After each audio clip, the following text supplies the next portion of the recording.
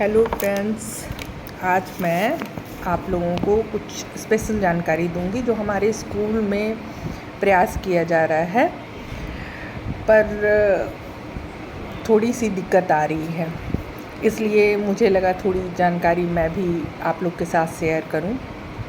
मैं पहले भी बता चुकी हूं कि एसके स्कूल में 8 साल की अध्यापिका हूं और हमारे स्कूल में एक प्रयास किया जा रहा है एचपीवी वैक्सीनेशन के संबंध में, जो जिला स्तरीय, राज्य स्तरीय और केंद्र स्तरीय किया जाने वाला प्रोग्राम है। एचपीवी एक तरीके का वायरस है, ह्यूमन पैपिलोना वायरस ये कहा जाता है, जो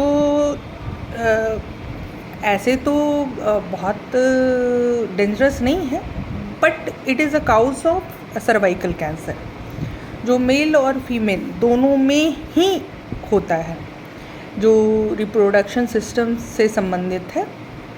और इसके लिए बहुत दिनों से बड़े बड़े लोगों के द्वारा, जो इन्फोसिस की ऑनर हैं, जो ब्रिटेन के प्राइम मिनिस्टर की मदर इन लॉ भी रह चुकी हैं, उन्होंने इसके बारे में पहले भी गवर्नमेंट से रिक्वेस्ट किया था कि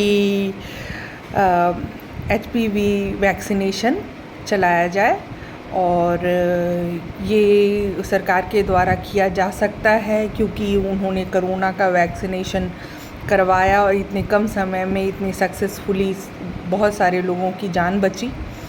और ये वैक्सीनेशन के संबंध में मैं ये कहना चाहूँगी कि अज्ञानतावश बहुत लोग मुफ्त में दिए जा रहे इस टीकाकरण को अवॉइड कर रहे हैं। एक समय ऐसा था जब पोलियो के लिए या दूसरे वैक्सीनेशन के लिए भी ऐसे ही कार्य किए जा रहे थे, बट समझदारी इसमें है कि जो सरकार की ये योजनाएं हैं उसके बारे में जानकारी एकत्रित करें और उस पे काम किया जाए। ये जो वैक्सीनेशन है कि इसकी आवश्यकता क्यों पड़ती है, सबसे पहली बात ये है कि at the initial stage cervical cancer का पता चलता ही नहीं है, वो 3rd और 4th स्टेज में पता चलता है, जो कि फिर आपके हाथ से वो बात निकल जाती है। और किसी घर में अगर एक फीमेल नहीं रहती है तो मेल शादी कर लेते हैं, उनकी तो गृहस्थी बस जाती है, बट उनके बच्चों का को देखने वाला कोई नहीं होता। तो ऐसे कंडीशन में फीमेल का सेफ होना बहुत आवश्यक है, और इसके लिए बहुत आग्रह किया गया, बहुत तरीके के प्रयास किए गए। एट द स्टेज ऑफ जो एज ग्रुप में ये वैक्सीनेशन प्राइवेट सेक्टर में जो लगता है, वो 9 to 14 ईयर्स में इसकी कॉस्ट चली जाती है 7 to 8,000, और 15 to 45 ईयर्स में इसकी कॉस्ट चली जाती है 10 to 12,000। अब आप सोच के देखिए कि सेंट्रल गवर्नमेंट इस चीज़ से बचने के लिए, क्योंकि ये इतना कॉस्टली वैक्सीनेशन है, इस चीज़ से बचने के लिए जब प्रयास कर रही है, तो मैंने देखा है कि अपने स्कूल की छात्राओं को इतनी सारी भ्रांतियां हैं कि वो वैक्सीनेट ही नहीं कराना चाह रही हैं। उनसे रिक्वेस्ट किया जा रहा है कि वैक्सीनेट करा लो। एक तो ये हम लोगों को टारगेट भी दे दिया जाता है, लेकिन हमें आश्चर्य इस बात का लगता है कि किसी और की भलाई के लिए सरकार और पब्लिक, सरकारी